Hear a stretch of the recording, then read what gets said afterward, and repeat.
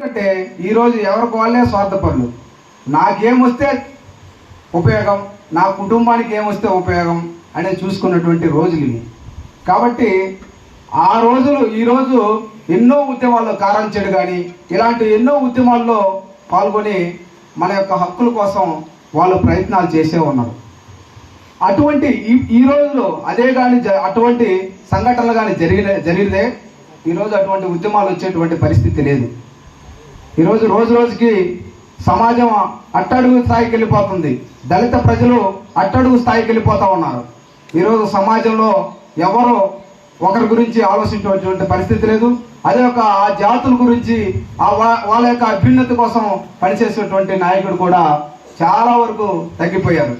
ఈరోజు చూసుకున్నట్లయితే దళితుల పరిస్థితి ఎట్లా ఉందంటే దేశంలో కానీ రాష్ట్రంలో కానీ అధ్వానంగా తయారైంది. ఎందుకు?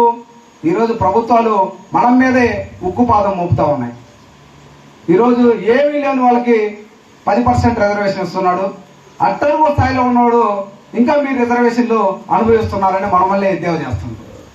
కానీ వాస్తవంగా ఈరోజు చూసుకున్నట్లయితే రిజర్వేషన్ ద్వారా పొందిన వారు 1% కూడా ఉండి ఉండరు.